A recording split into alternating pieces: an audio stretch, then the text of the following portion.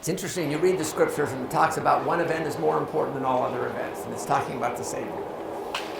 Are different formulas, is there different importance on formulas? Someone tell me what this formula here is.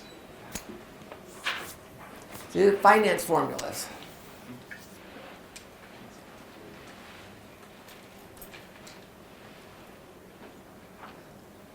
What's R sub P? Return on the portfolio. What's the E sign? So the expected return on the portfolio is equal to the sum from I to N. What's W sub I? The weight times the expected return of the asset. So it says the expected return of the portfolio is just the weight of the asset times the expected return of the asset. We comfortable with that? Okay, what's this one here? No, it's just a two asset. It's the variance, the portfolio. We talk about the importance of correlation. You know, if this is your correlation coefficient. If that's negative, what does that do to this whole thing here? It goes negative as well, which reduces the risk. This is probably the most important finance formula that I know of. So what's that one?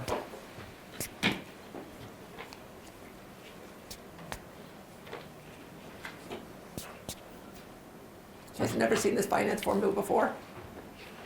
It doesn't surprise me because I made it up.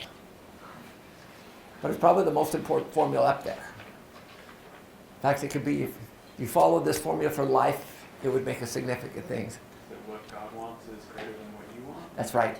What you want is always less than or equal to what God wants. If you follow that principle in your life, you will always make good decisions. Interesting as I think about retiring, and it's kind of scary too. Think about making sure that I'm doing the right thing, because I know what I like, but what he wants I think is more important. So it's always an interesting thing. Okay, let's talk about what we're doing today. Today we're going to be going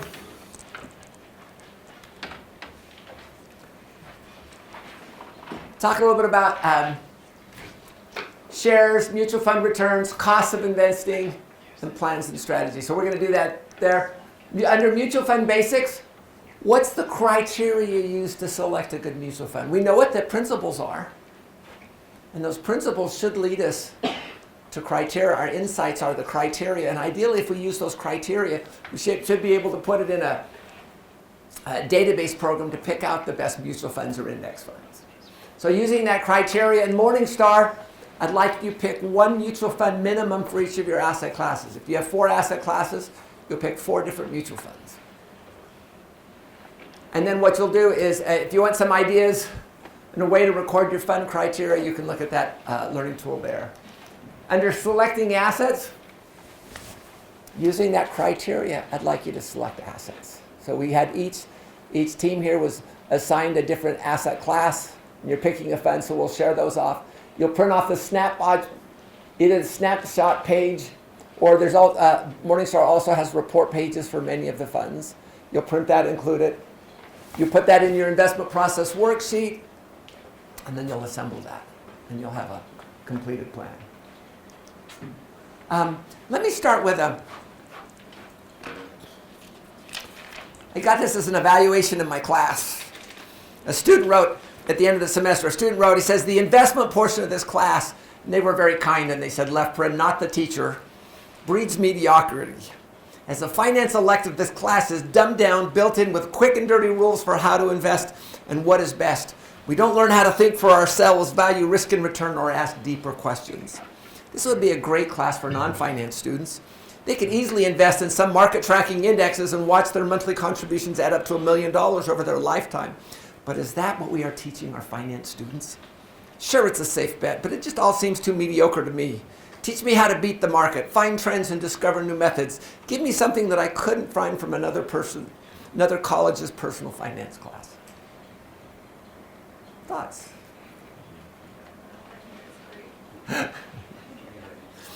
So here's I just take 4 thoughts from the evaluation. 1, the class is dumbed down with quick and dirty rules for how to invest. Is it really dumbed down? Or do we try to understand principles develop a plan, build a sleep well portfolio, and understand our behavior. Is it just math, or is it personal behavior? And are the rules taught, are they just quick and dirty rules to invest, or is there experience, logic, and theory behind the principles that are taught? So realize I did asset management for 13 years, and the things that I teach are things that I think will make a difference. Number 2, teach me how to beat the market. Teach me to find trends and discover new methods. Can you realistically teach someone how to beat the market in 5 class periods? Someone's got very high expectations. If it was easy to beat the market after 5 class periods, if it was easy, why do 65% of active fund managers underperform the benchmarks? And these are guys who are paid significant 6- and 7-figure incomes. Look around and read. Most people don't beat the benchmark. If you want to learn active management skills, and that's not what this class is here, there are other classes. So there's Silver Fund, and there's the asset management class that I teach. And here's the question: do most finance professionals consistently beat the market? And I think you'd have to agree that most of them don't. And so if the finance professionals don't beat the market, what do you think about professors who are teaching finance? I mean, that continues on there. You know, I managed money for 13 years professionally, and I did well enough that I could come back here to teach. But it's difficult to beat the market. Here's number 3. Give me something I can't find in another school's personal finance class. Does it really matter where education comes from? Isn't education the process of learning the best things regardless of the source? It's really key is to trying to figure out what is truth. And 4th, we don't learn how to think for ourselves, value, risk, and reward, and ask deeper questions. I think this is the best part. This is my favorite part. I hope you realize that I'm trying to teach things that I think will save you $1 million over your lifetime, and possibly save your marriages and your life from the spiritual perspective. Realize it's only 1 semester. I only have you for 1 semester. And if you've probably gotten the feeling of you're already drinking from a fire hose, can you imagine if I tried to teach you more? What do I want to do? My goal is to pique your interest, and then you'll go back and you will learn a lot more. 2, I hope you continue to think for yourselves, to value risk and reward. But I want you to realize while theory is good, theory changes. Keep your testimonies and your priorities in order, because those things will not change. And number 3, while there's differences of opinion as to teaching investments, I've tried to make it an applications class. That's why in every section, vision, your goals, plans, and strategies. How are you going to apply that? And I really feel if you apply correct principles, you will accomplish everything you need. So just kind of a fun little thought. What I'd like to do is we're going to have a little competition here.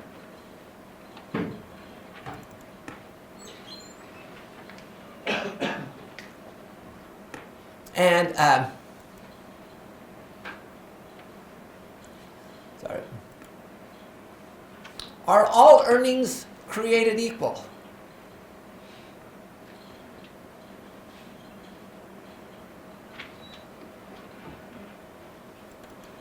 Are all earnings created equal?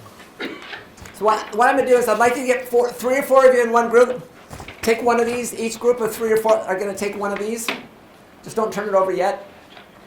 And what we're going to do is we're going to do a contest to see which group can come up with who understands the tax situation the best. So 3 or 4 in one group. Now the record is, the MBAs have the record of about 35 seconds. Let's see if anyone can beat that. So here is our framework. So I'm just going to do the first one there. Short-term capital gains. What's the federal tax rate on those? Is it right? So you can either say marginal tax rate or ordinary. How about for state tax rate? So if you get real ordinary, marginal tax rate, or preferential, that's probably all we need to put out. But what is the short-term capital gains at the state level? Are they ordinary or preferred? Do we know the answer there? What is it? Ordinary. Yeah, really what most of the states do, everything is ordinary. Okay, so what we're going to do is I'd like you to just put here, you've got that sheet of paper. We're going to turn it over in about 30 seconds. Long-term capital gains, what's the federal tax rate? Is it preferential? Yeah. And you can see over here, again, if you're married filing jointly, ordinary income is 12%, or your marginal tax rate is 12%.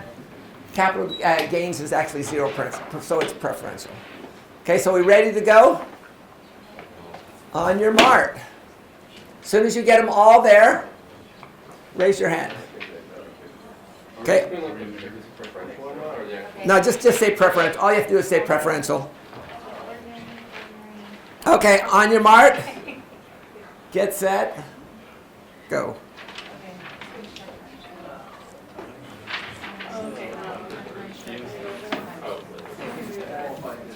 Yeah, all you have to do is say ordinary or preferential.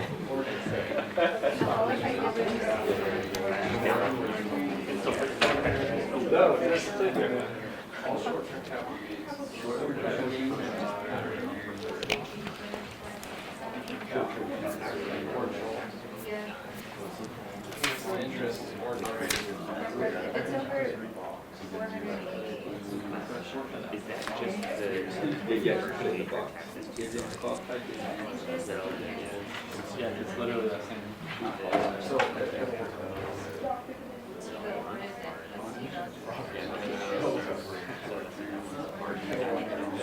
That's all the way down. Zero and zero.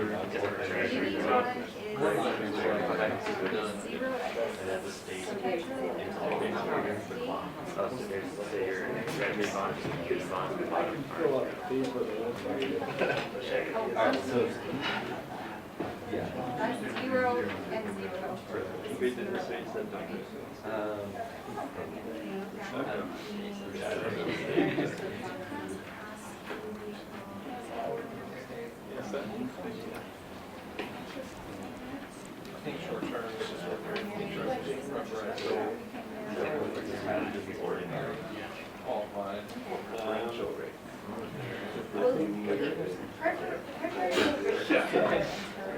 Least favorite class ever.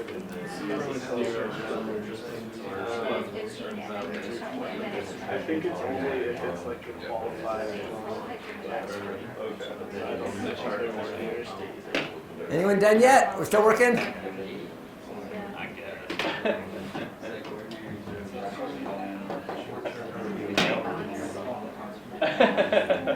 Just a lower tax percentage than you would pay on like a normal income. Okay. Jenny, you got it? You guys got it? Okay.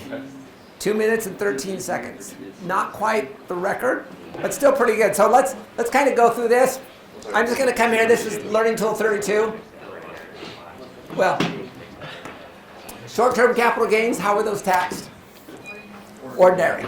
How about at the state level? Ordinary. Long-term capital gains? Preferential. State level? Actually, they're ordinary, and it varies state to state. Long-term capital gains, if your taxable as income is even more than that, it's more. How about stock dividends? What's a qualified stock dividend? Qualifies for the preferential rate. So it qualifies for the preferential rate. How come it's not just 366 days like everything else? And it's because the government's trying to encourage. Yeah. So for example, you bought a stock on August 15th. The stock went ex-dividend on August 25th, and you sold it on October 30th. It would be considered a qualified dividend. You'd get that preferential rate. What happens if you sold it on September 30th? Would that be a qualified dividend? And the answer is no. So the way it's defined is qualified dividends, dividends paid by a U.S. corporation. You held the stock for more than 60 days during the 121-day period beginning 60 days before the ex-dividend date. So when it went ex-dividend. So realize, does this make a big deal on your, when you pay your taxes every year? Yeah. Because your qualified dividends, you have to pay taxes for that every year unless it's in a retirement account. Okay, let's continue on. There. I'll share this one here, which is the taxes are filled in. It's a little easier. Stock dividends qualified, it's just your preferential rate. Short-term capital gains. Notice here, interest payments, it's all marginal. Treasury bills and bond interest. Notice that the federal rate, it's marginal, but treasury bills and treasury bonds are all state tax-free. Also, muni bond interest from your state, federal tax, it's already federal tax-free, but then it becomes state tax-free as well. And if it's from another state, it's federal tax-free, but it's your state, it's your marginal tax rate. And then what about mutual fund vehicles? Mutual funds are what we call pass-through vehicles. The taxes pass through to the underlying shareholders. I didn't realize every time I sold the security, I created a taxable event for all my 32,000 shareholders. It wasn't until I was back here teaching school that I finally figured that out. But the point is, and so anything, if it's if the fund holds stocks, the stock taxes hold. If they hold bonds, the bond taxes hold there. But it's really important for you to realize that not all earnings are created equal. And so it's important that we understand this. Why is it so important for us to calculate things correctly?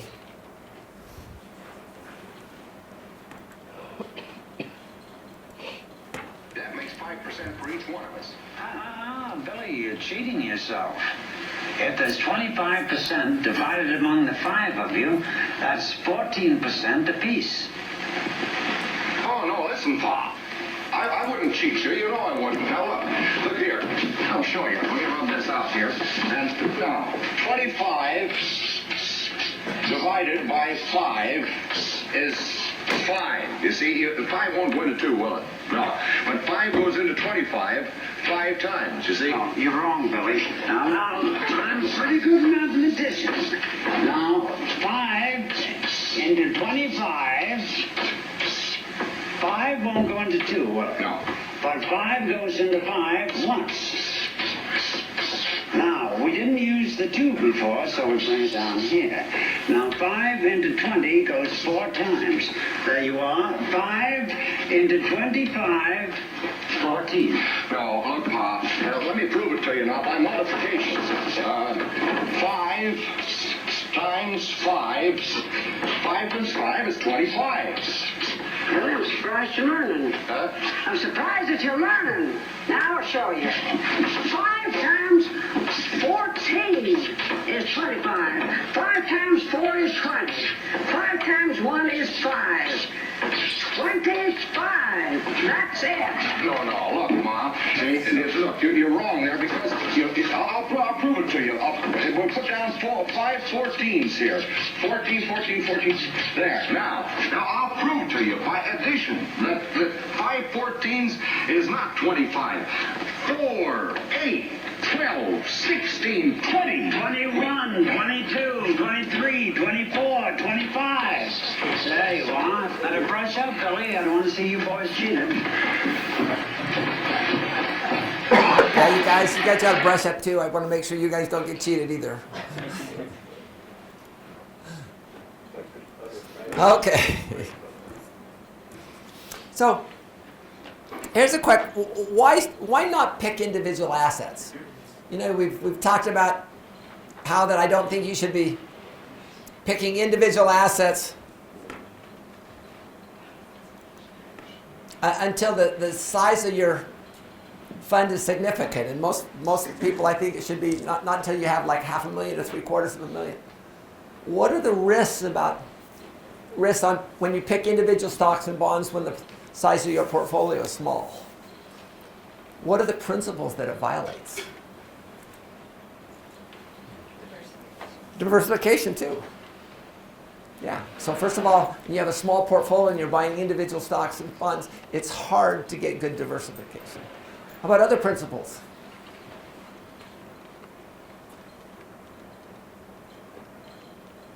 Well, if that one stock crashes, Yeah. you toast. If it goes down, You're you have toast. money.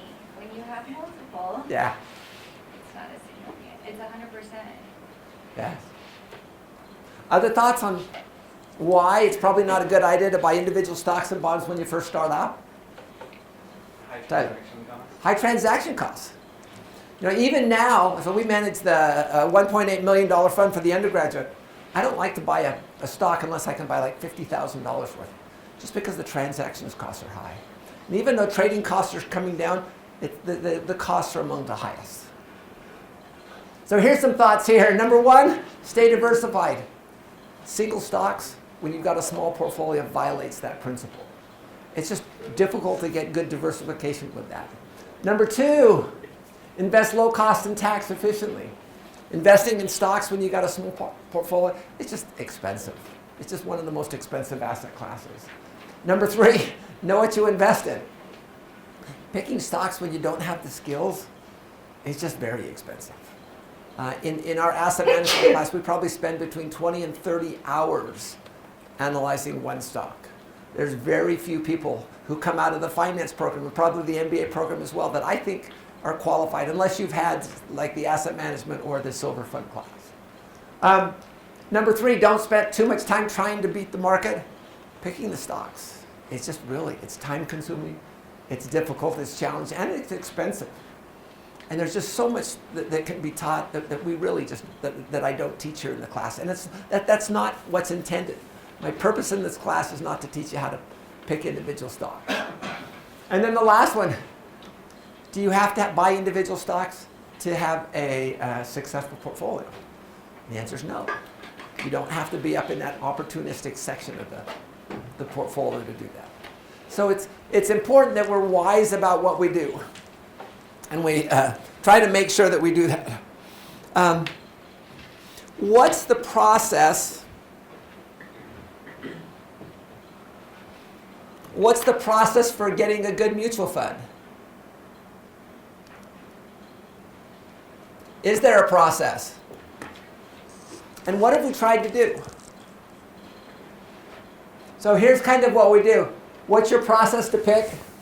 What's your asset class needed? So we went through and we had you take a risk tolerance test. You came up with your asset classes. And we actually had you refine that further, so you came up with your asset classes within equities and within bonds too. Two, you've got to determine what makes a good mutual fund and which classes you need exposure to. So hopefully you thought that through as we work through, you work through the mutual fund that you want. Third, you'll use a database program, and we use Morningstar. Set those principles and evaluate each of the potential mutual funds. So if the principle was invest low cost, there's two different types of costs. You've got your loads, so you could say, okay, I want a no load fund, and you've got your management fees. So you can set your management fees. So you can say, I don't want to pay any loads, I don't want to pay, and I want a very low management fee. Are there some funds right now that have zero management fees? Yeah, there are. What are the difference between load costs and management fees? Okay, so the costs of a mutual fund are divided into load is a sales charge.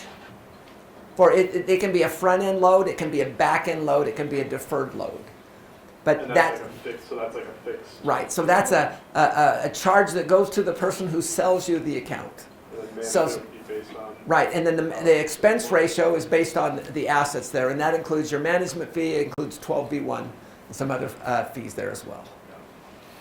Okay, so set those principles. So you could do it. Principles invest tax efficiently. What's a proxy for taxes in a mutual fund? What as this goes up, it usually means your taxes go up too. Remember, every time you go ahead. Yeah, turnover. That's right. Every time you sell a security, you create a tax a little bit. So once you set the principles, so it gives you a list of ones to look at. Then you want to select the best mutual funds. You can use that tool, using Morningstar to select funds. Then what you'll do is once you have those, you can print it off, and then you actually go and buy that mutual fund. And we'll actually talk about that. I don't see George here today.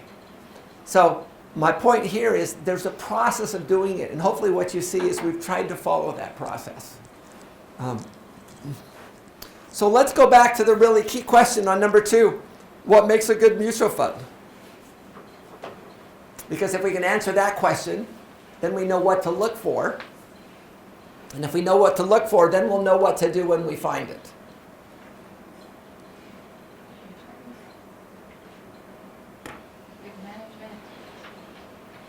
Okay? Good management. How do you define management? Yeah, I've been around a while. So what makes a good mutual fund? So we said low turnover. We said low cost, which would be low management fees and no loads. How about any other thing? Yeah. Historical data. So performance, you can look performance versus benchmarks to see how it's done. Other thoughts? Yeah. So for Solar Fund, we got to go back and meet with David Swenson, who Okay. manages the Yale Endowment. For those who don't know, he's like a big name in Uh-huh. investing. It was fascinating to hear and talk with him. He spent the entire time we were together, the only thing he mentioned and talked about was the character of the people that he is working with that are managing his assets, which it's a little hard when you're just like a small fish picking these very large mutual funds, but it's really important to understand The management. the reputation, like you said, the management and Yeah, just the reputation, the character, and where possible, meet with people in person and that's right. learn what kind of people they are, because Yeah. over the long run, that's going to perform. Now, we're not, because of the size of our funds, we're not going to have the ability to meet with these mutual funds. But can we learn a lot from the historical data about the funds and how they perform? Yeah. So management. So let me just share some thoughts that I think are good. There's other reasons on how you pick a good mutual fund. But here's some thoughts here. Number one, good diversification. What's diversification when it comes to a mutual fund? Is it number of stocks? Is it number of industries? Is it number of countries? Can it be all those things? Yeah. And so what we look in Morningstar, you want to be diversified at all times. You want lots of companies in there. If you have a mutual fund that has 3 companies in it, do you have to know everything of every mutual fund there? Yeah. If you have a mutual fund that has 3,000 companies in it, where the largest one is 2.5%, how much do you need to know about that mutual fund? Probably not a lot. So, again, remember where you are in the hourglass. I would avoid sector industry funds. I would avoid individual stocks or concentrated portfolios. There's lots of different ways by diversification. It could be the numbers, stock, bond, or holdings. It could be the type, so stocks, bonds, or cash. It could be location. It could be the sector weightings. And so here's the Morningstar report. This is under holdings, portfolio, and then holdings. Where do we find diversification? 2 little places there. First one is number of stock holdings. So they have 505 stock holdings plus 4 others. 4 others are probably basically some futures or things like that. So it's 500 stock holdings. If you come down a little bit farther, you can actually see their largest one is 4% of the portfolio. The other thing I like to look at is assets in the top 10 holdings, 21%. I divide that by 10. So on average, their largest holdings are about 2%. Does that cause me, do I have to understand a lot about those companies if the top assets are only about 2% of the portfolio? Probably not. Okay. Number 2, low cost. Again, low cost is separated into 2 areas. Number 1, loads. So we can set something, say a no load fund. And number 2 is management fees. I'd like you to keep management fees to the lowest within the sector. So your expense ratio, maximum sales fees, those are your loads. So again, if you buy a mutual fund with a load, you're paying 5.5% of every dollar goes to pay. Doesn't go to the fund, it goes to the guy who sold you that fund. And then should you carry a load, this is from Matthew R. Morey. This is in the CFA Digest. Should you carry the load? A comprehensive analysis of load and no load mutual fund out of sample performance. Here's the thing. So many mutual funds charge customer sales fees known as loads, and the market share of such funds has increased. The sales charge are designed to compensate financial advisors for their marketing advice and service. The author asks whether investors give up any performance in the exchange. Although research have found that the performance of load and no load funds is virtually identical, they did not take into account the effect of the sales charge. When the sales charges are included, no load funds significantly outperform load funds Investors must decide whether the service and advice are worth this performance shortfall. Okay, do you have to buy load funds? No. So what we want to do, here's right here, so here's two different things. So here's our sales fees. Notice this fund is SWPPX, is Charles Schwab S&P 500 funds. I'm just curious, so when that person who wrote that article, he's referring to the advice. So is that if I bought a mutual fund through Schwab, then I'd be entitled to Right. So what happens is advice? you can buy it through Schwab for no loads. Okay. Some certain funds you have to buy them through an advisor, and that advisor gets 5.5%. So which is significant. It means for every dollar you put in, you've already lost 5.5% at the get-go. So, but you have to decide whether that choice is worth it. And for most of us here, we can make these decisions. We don't need a financial advisor to tell us which fund to buy. So here is our load section here. And notice here, here's our expense ratio, 0.03%. Here's the average, the category average, and the category median. So then here's the net expense ratio from the annual report, and then here's the actual. So they're charging 0.2% for this index funds. Are index funds cheap? Yeah. How about tax efficiency? Is that important? Again, realize every time fund manager buys and sells the stocks, he creates a taxable event. So where do we find tax efficiency? Remember, it's not what you earn, it's what you keep after taxes that's important. So what they've done is they've come here and they said, what's our pre-tax return? What's our tax-adjusted return? And then they calculate your tax cost and your potential capital gains exposure.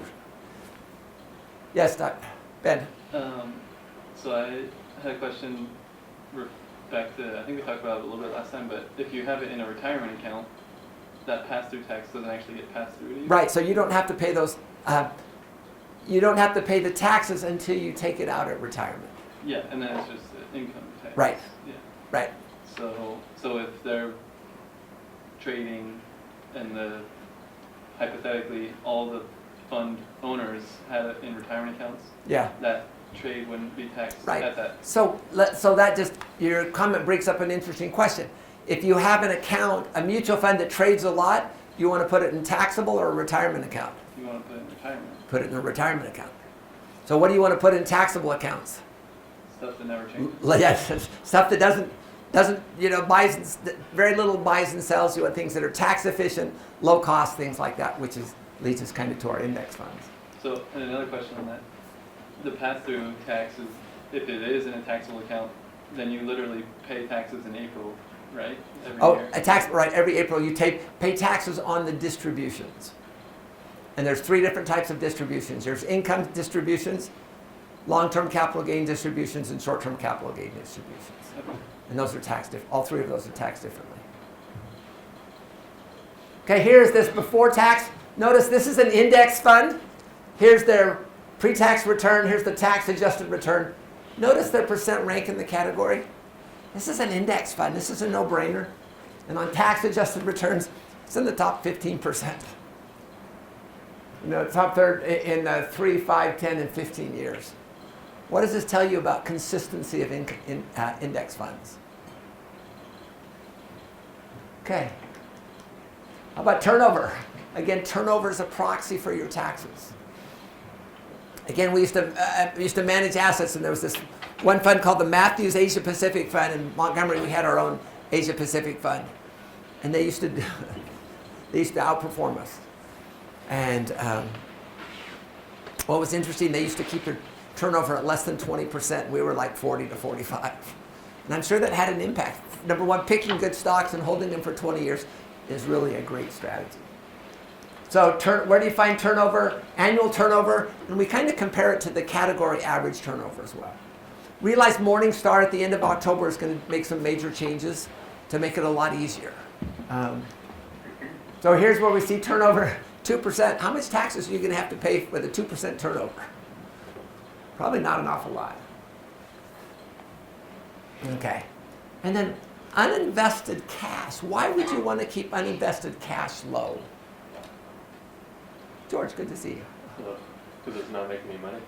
Pardon me? Because it's not making any money. Yeah, it's not making any money. You want to be, if you're in large cap, the last thing you want to do is have a bunch of cash sitting there losing money for you.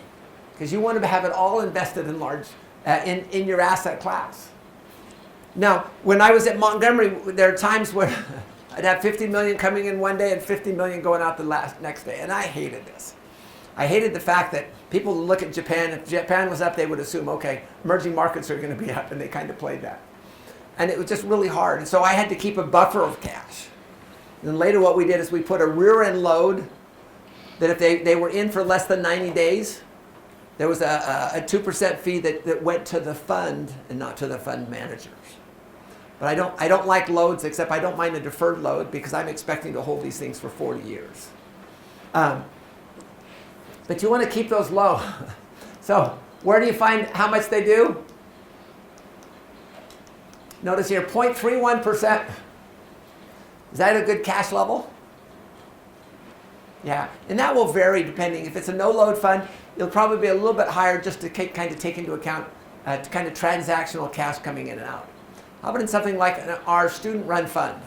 1.8 million, I don't ever have money coming in or going out. 1.8 million, I try to keep my cash level at about $200 to $300. Once I get up about 5,000, then or 5 to 8,000, then I'll try to figure out a way to do that. But I like to keep my cash low because it hurts performance. How about manager style drift? Have you ever heard that term? So there's a management style. So you have equity, fixed income boxes, and equity boxes. But what it is, it's how the managers invest. Here's what it looks like here. So holding style, so value is low. So the way they do value is your PE of the fund divided by the PE of the market, and then plus price to book of the fund divided by price to book of the market. If both of those are lower, it's assumed that it's going to be a value stock. If both of those are higher PE and higher price to book, then the assumption is, wait a second, it's going to be a growth stock, so the company's going to grow, and that will cause the PE to come back down. And blend is somewhere in the middle. So large cap blend is for what these guys are. So notice that we've even done even more. Deep value, core growth, high growth. So notice this style box, has that changed over time? No. So it just says that these guys are consistent in their investment style. And then tracking error. Now tracking error is an interesting thing. It's the difference between your return and return on the benchmark. We actually had a client who said they wanted their tracking error, they wanted the standard deviation of the tracking error to be less than 6%. So that's how they wanted us to manage the portfolio, which I thought was interesting. But tracking error, so what you want your tracking error to be small. Do you care if the tracking error is positive? No, because that means you outperform. You just don't want it to be negative. So if you look at these things here, plus or minus the S&P and plus or minus the category, and then percent ranking category. Here's what it looks like here. Notice here, here's the performance quartile. Third, second, first, second, first, second, third. And you can actually, so here's the return. This one's S&P, here's the benchmark, minus 0.02, minus 0.04, minus 0.04. Does that look like it's pretty close to what the management fee is? It is. How do they choose which quarter to show for each year? Pardon me? How do they choose which quarter to show for each year? No, this is the quartile. Oh, got it. So they're in the bottom third here, or the third quartile of all returns. Okay. And then the tax-adjusted returns are significantly higher because they don't turn the portfolio over. And so this is just a little tool we put together. It's 7B. So here's the principles we talked about, and here's where you find it. So where do you find average tracking error? You find the performance plus or minus the category. Where do you find no load funds? It's under the Morningstar tab expense. This is portfolio tab, and holdings is the second one, sub-tab. And then again, if you guys get bored, you can also look at the tabs filled in. So to help with my 200 level class, we filled in a number of them there that can be helpful. Okay. So we've talked about index funds. So what do you guys remember about index funds? Why are they so attractive? George? They generally match the market returns. Yeah, they match the market returns.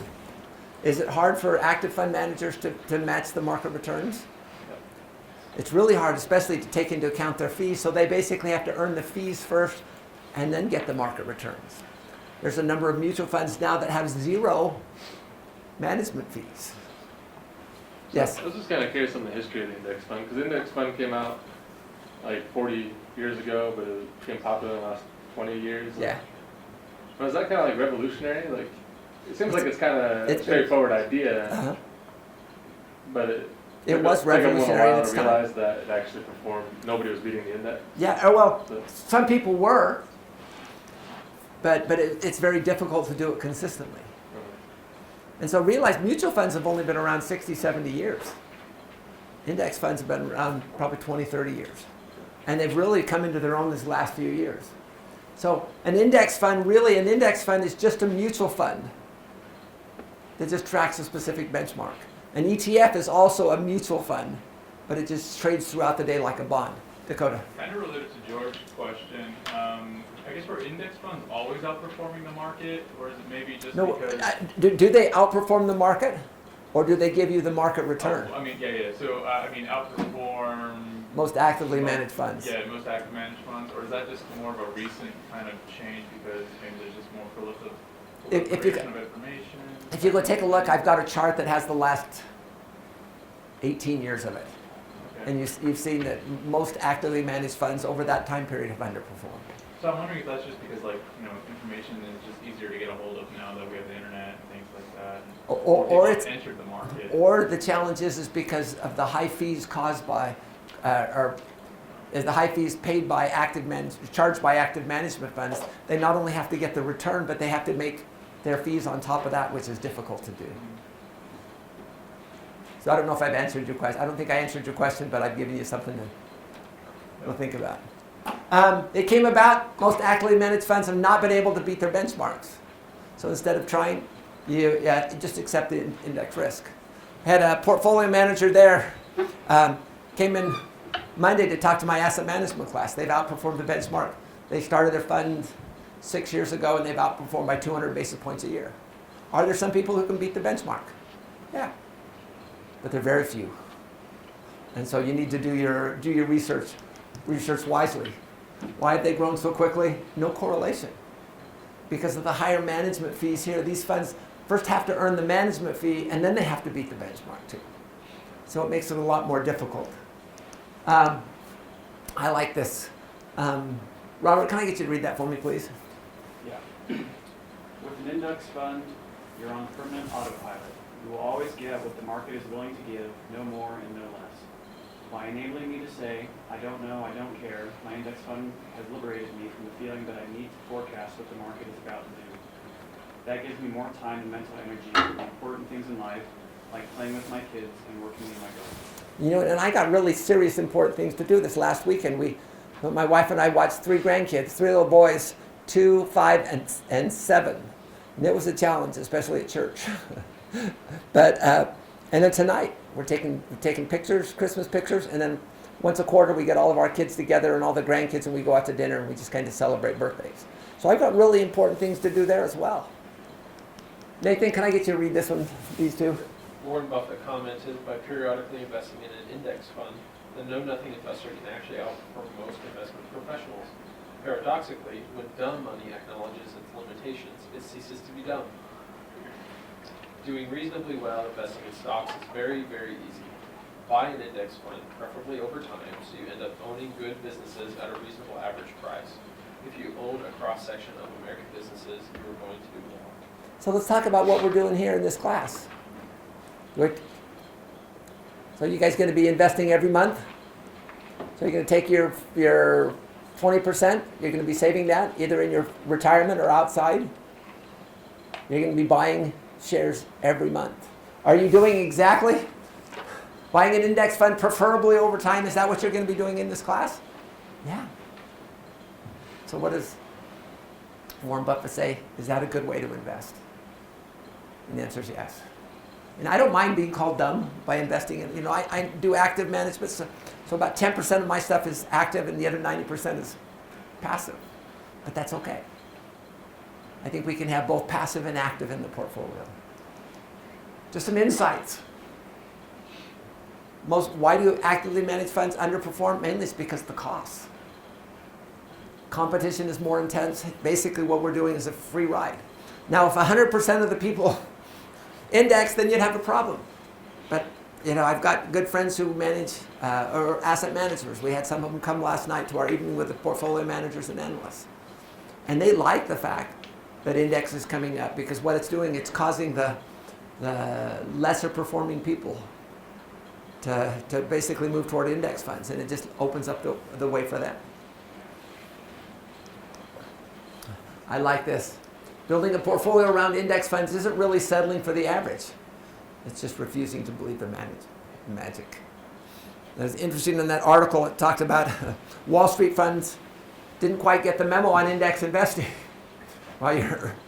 Most RAs, about 50% of that's in index funds. When you go to a lot of the Wall Street funds, they still believe that you can beat active management can do well, and so they only have about a quarter of the assets in index funds. Of course, they also get paid a lot more on the actively managed stuff too. So we just need to be wise about what we do.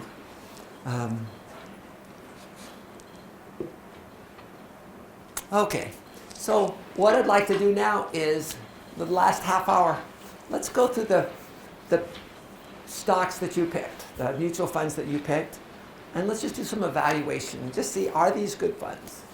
Ideally, if they're good funds, then other people can just write down the ticker and then you've got an idea of what you buy. So what I'm going to do is I'm going to bring up Morningstar and then we'll work.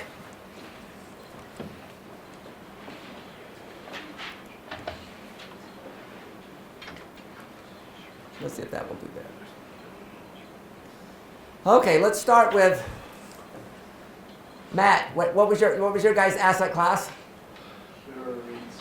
REITs. Which one did you come up with? I'm going to remember the ticker. I'm just trying to find it. I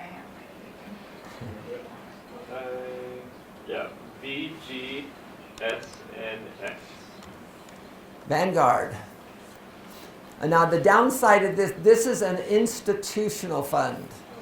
So if we come to purchase, notice your minimum is $5 million. Now, but there is. That's all right. We can do that. Now notice here. I want to make a point here. The good news is you found a good one. Now, if you have less than, if for the institutional one, you have to have a minimum of $5 million there. Notice the charge, 9 basis points. If you have over $50,000 with Vanguard, and what they're trying to do is if you have more money with us, we will give you a lower management fees.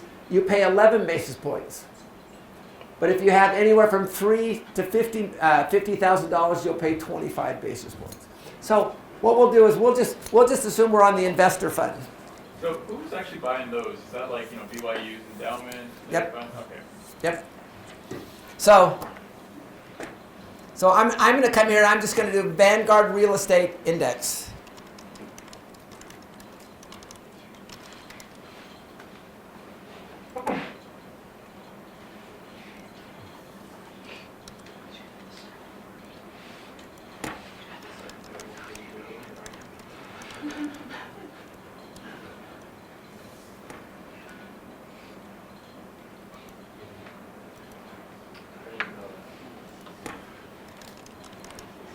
Okay, Real Estate Index Investor. So this is the one that most of us would buy here. Okay, so let's look at it. Minimum investment, $3,000. Status is limited. I'm not sure what that means here. Turnover, 24%. Is that a little bit of a concern? A little bit, but so on average, how long do they hold their assets in the portfolio? 100 divided by 24 is what? About 4 years. Yield, 3.22%. Okay, so let's take it through our portfolio. How many holdings in the portfolio? So I'm going to go portfolio. holdings, 183. Our largest holding right here is American Tower Corp. So they own 11% of this Vanguard index as well. But 6%, that's your largest holding? That's probably not that big of a deal.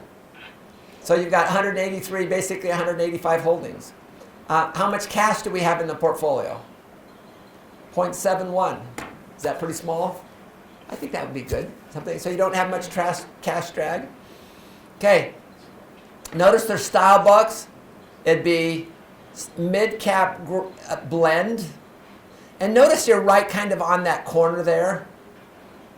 Sometimes you're just a tiny bit over one way or the other. So have we had much style drift on this? No, very little style drift there too. Okay, let's kind of look at taxes. Tax adjusted return. So here's the return, here's after taxes. Top quartile, top quartile, top quartile. 3-year hasn't done as well. So you're basically in the top quarter of all funds, which is not a bad thing there too. Let's look at our expenses. So notice no sales fees, no loads there. Notice their fee is 25 basis points. Morningstar category average is 116 and the median is 106. So are their fees significantly less? They are. And so here's what it says from their annual report, 0.25 and 0.26. The actual is 0.23.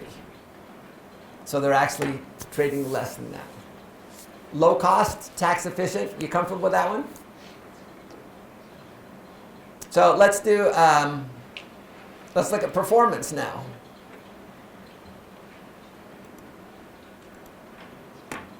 So just look at raw performance, second, third, first, third, second. Pretty strong second performer. Pretty good Olympian. Yeah. Yeah. And then here's kind of your ranking category. Not that good these last few years, but before then. And then turnover ratio. Turnover ratios are pretty strong, or pretty low. Would this be a good one? I own this one. Okay, let's go in the back. Tyler, Adams, what did you guys come up with? What was your asset class? Small cap. Small cap, and what was the company? What's the ticker? It's the Vanguard one too. Vanguard, small VSMX. cap one. MAX. VSMAX. Okay, minimum investment $3,000. The only thing I don't like about Vanguard, if you have less than $10,000 in a fund, they charge you a quarterly fee. And I just don't like that. So that's why I like Schwab and Fidelity. You can buy funds that have no fees and no quarterly fees. So there. Turnover 15% on average. How long do they hold their stocks? How many years? 100 divided by 15. Yeah, it's about 6 years. Is there an investor version of this one? Yep. Is this instant? Oh, It says Admiral. Admiral. Okay, so let's. But it still only has a $3,000 minimum. No, you have to Well, have. the investor is. Right, you have to have lower. 50,000 to get the Admiral things. Vanguard, small cap. So we're going to do a small cap index.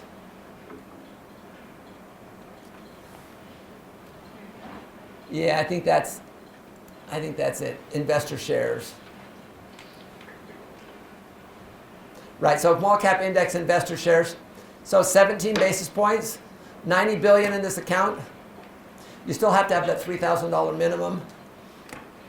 Look where we are. We're mid-cap core. How much cash? 2.1%. $90 billion and cash at 2.1%, so you only have $4 billion of cash. So I don't know. A little bit high, but that's not too bad. So let's kind of go look. Portfolio. How many holdings do they have here? And again, we'll just come here to holdings. 1,383 holdings. Is that pretty diversified? Here's your largest holding is 0.37%. How much do you have to know about this? About this fund? 0.37%. Let's look at kind of cash here. Let's look at their style box. Notice we've gone from small cap blend, and they've kind of come up to mid cap blend too. So notice they're right on the line. Would I worry about that? I probably wouldn't worry about that too much. Just because I can look and I can see it's right there on the line, and it's probably just, they probably had one stock that actually outperformed and it went there. So I wouldn't worry, that doesn't bother me too much. Cash 2.11%. And then anything else? Again, let's look at expenses. So there's 17 basis points, no loads, and actually management actual says it's 15 basis points. So low turnover, good performance. Let's do one more thing. So let's look at our tax. Top 4%, 5%, 6%, 7, 12, 20. Is that not a problem when it says there's no expense ratio, but then they report an expense ratio? Like it is on this one? No, this one, they said... But they reported 17.17? No, so right. It says in the annual report that their expense ratio is 0.17%, and they said management actual is actually 0.15%. And realize once you get to above $50,000 in this fund, they'll kick you into the Admiral shares. Well, so what does it mean that the expense ratio in their 2019 is blank? When you put together reports, sometimes you're kind of estimating a little bit, so you don't have like to the very day data. It takes a while to write those reports, so. And there's downward pressure now on mutual fund fees too. And so they're trying to be competitive with people like Charles Schwab and Fidelity that are doing zero. Jessica. What is Admiral, whatever? Admiral shares. So the way Vanguard has set it up is once you come in, once you have $3,000, they put you in what's called investor shares. So it's kind of the lowest class, highest fees, but they're still highest fees. They're still 17 basis points, 0.17%. Once you have $50,000, they'll actually move those shares from an investor share into an Admiral share, and the Admiral share actually has lower fees than the 15, so you're only paying like 9 basis points, things like that. So that's just the way Vanguard does. Okay, I like this one. I've owned this one before. Okay, let's go back here. Trey, what was your asset class and which one did you guys pick? Dakota, it looks like they're going to need some help. Yeah, I had one earlier, and I'll be honest with you, I completely forgot it. It was a Vanguard, and it wasn't that, it sounded pretty generic. So it was in this. And what was your asset class? We were emerging markets. Okay. Yeah, but I forgot my ticker. So we can come here and we'll just go Vanguard. Emerging.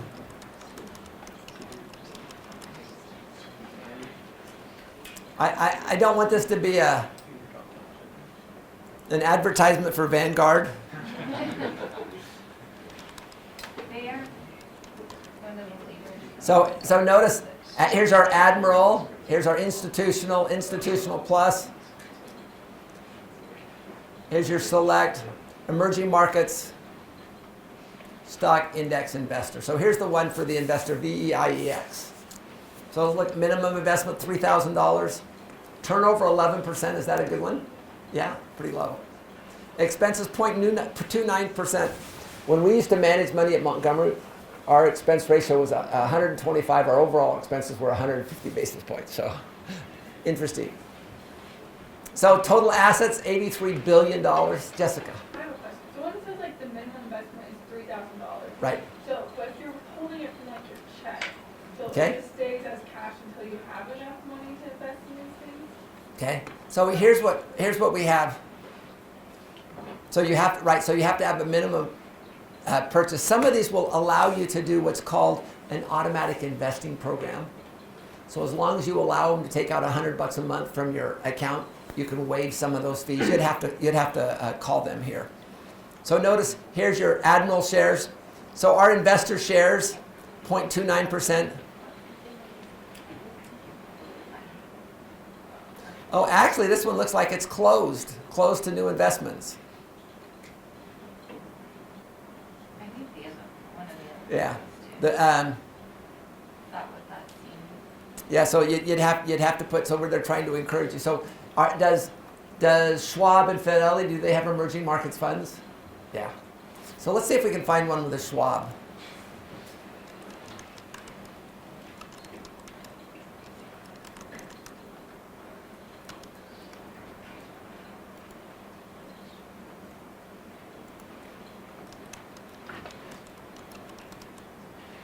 Schwab Emerging Markets. So they actually have an ETF. Notice it's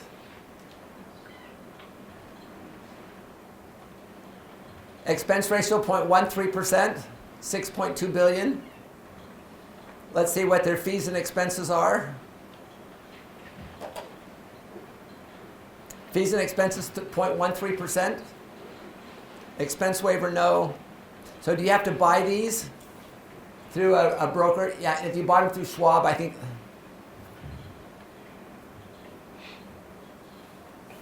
So we can go through and look at the same thing here. Let's look at our portfolio. How many stocks here? We're going to do holdings. Does this look very similar? 1,300 holdings. Your largest holding is 4%. Yield 3%. Average turnover, so our turnover is 18%. Category average turnover is 63%. So what do you think this guy does on a tax basis?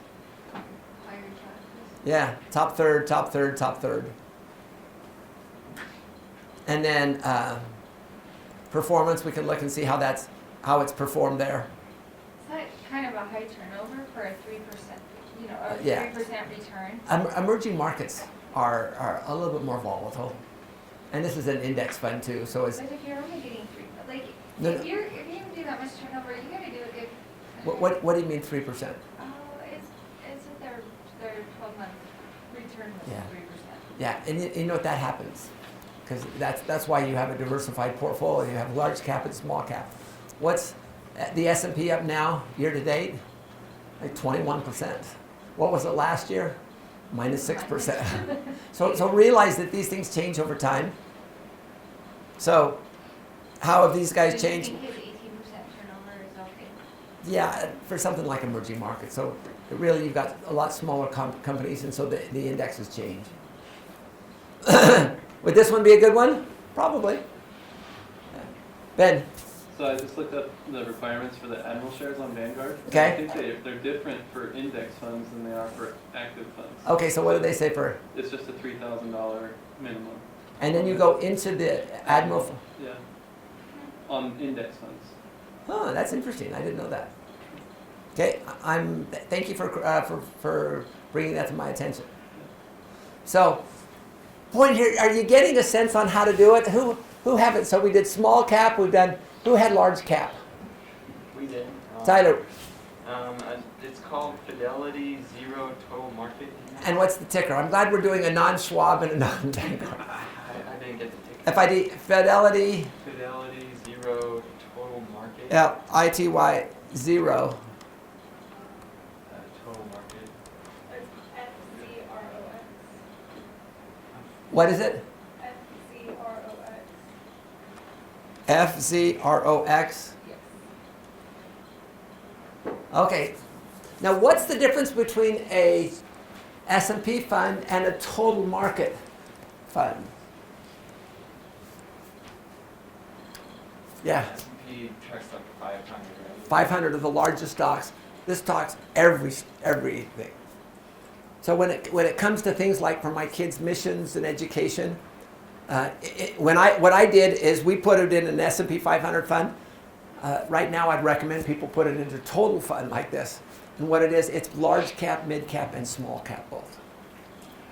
So if you didn't want to do large cap and small cap, you could do something like this. So let's look at turnover 0%. Oh, I love this.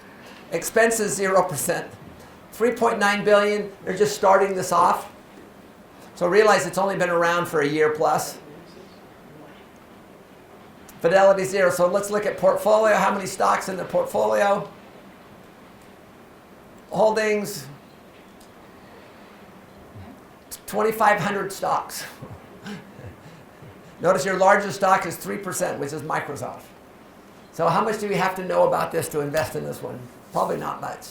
They just went and picked all the big names, didn't they? Okay, so notice here, their expense ratio is 0. Morningstar category average is 0.95. Median 0.88. No sales fees, no management fees. Do we like these guys? Yeah, we like these guys. How's Look, their performance? let's look at a tax-adjusted basis. Top third. Of course, they've only been around, less than 3 years. We can also look at performance here. So year to date, they're up 10.16. The bench Fidelity's index, so they're basically 0.06%. So they've outperformed it by 0.06%. And then plus or minus the category, they're actually ahead of the category by 1.18%. So do I like this one? Yeah. The only thing about it, because it's a total one, I'd probably have large cap and small cap on my individual, in my retirement one. But these are wonderful ones to put.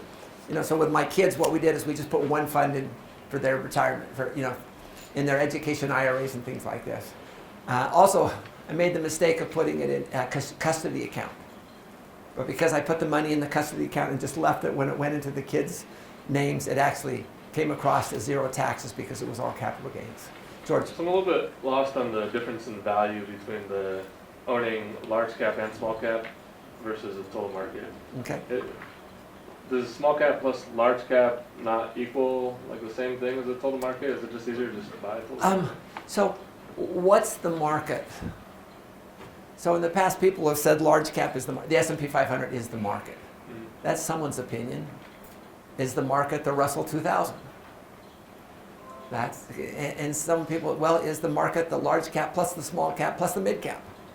So a total market right here gives you the return of all of the stocks in the market. So I like this when in our case, my cases where I like to put one fund. So like we've had education IRAs for our kids and we just put one fund in it. And the nice thing about this, in addition to large cap, it gives you mid cap and small cap exposure too. And I don't have to buy 3 funds. Seems like for your personal investing, you prefer having a small cap and a large cap. Yeah, I would. So kind of for my big one here, but like I said, for people who are just starting off now and you just want to put something there, this is not a bad one. When I have my Quicken, what it does, it goes out to the funds. When I download it every day, it goes out to the funds. It brings it back and it tells me, okay, you're 75% large cap, you're 15% mid cap, and you're 10% small cap. So it tells me what those allocations are. So that goes into my asset allocation for the fund. Okay. Yes. So they're just comparing to their Fidelity index. Is Yeah. there a way to compare it to like Yeah. I don't know, Dow Jones, I guess? Yeah, you could. I don't know how to do it.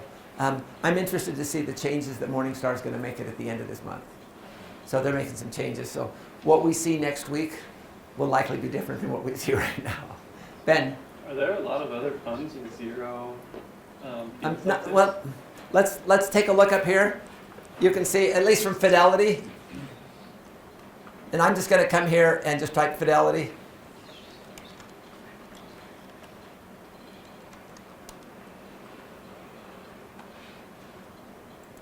There's a few. I thought there was more than just one. There's Fidelity 0 large cap. ITY. Okay, so 0 total market index, international index, large cap index, extended market index.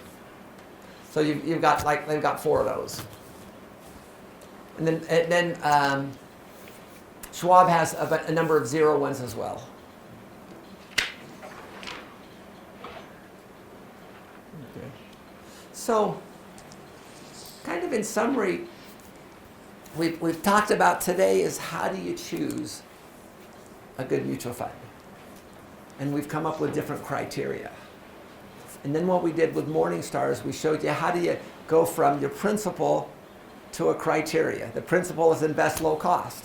How do we do that in Morningstar? You say no load funds equal no load funds equal yes. Management fee equal, and you can actually put an amount there. Invest tax efficiently. What did we come up? Our proxy for that is turnover. Keep your turnover below a certain level.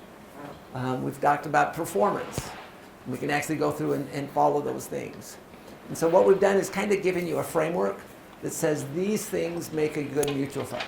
And if you follow these principles here, and you invest in it, and then you hold it for 40 years, I think you'll find that you'll get the returns that you want. Okay, questions? So let me just do one final thing here. So I'm just going to pick, for example, this is Vanguard. What you would do is for your investment plan, you'd click on this portfolio report and you'd print this off. And from this, I can actually see, look, there is style drift. Look, there's performance. Look, there's tax analysis, percent category. Look, there's my equity box. Here's my expenses. In each of those sections, so I can look at this report and I can see whether it works.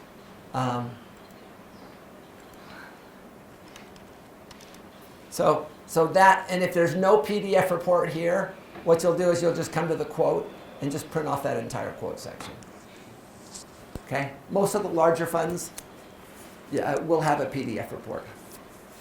Okay, takeaways. Michael, I haven't picked on you in a while. Takeaways. I just think we gotta go through like all those criteria. Okay. It's not as hard as I thought it would be to pick. There's a lot of good options, I guess. Yeah, good options. A lot of stuff that's cheap and affordable. Okay. Trey. Not Trey. Drew. Yeah, just got a lot of stuff looking at.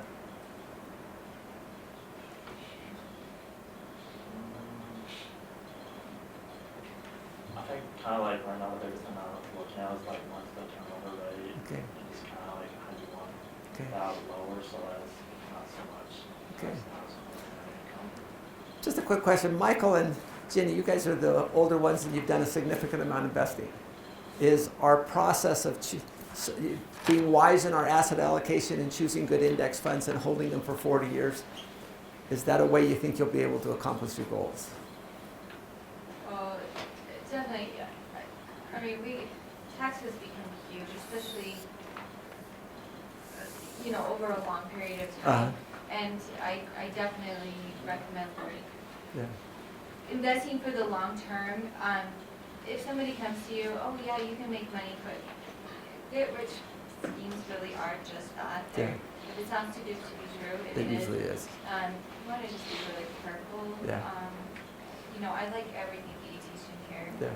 Stay with a good, trusted investor. But I know someone who invested with H&R Block, and one of their brokers went broke. And be smart. Like I think investing's not insured, but I think you can sue a company. Yeah. So right? Like, so don't just if somebody gets scammed, like definitely take it to the police. Yeah.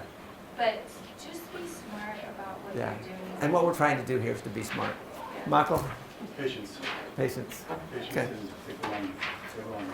Two more. Janelle, you get to be the last one. Actually two. Diversification is your key defense against market risk. Diversification, your key defense against market risk. A lot of people think index funds, maybe it's just you're accepting the average, but Yeah. sometimes they tend to be more valuable. Yeah.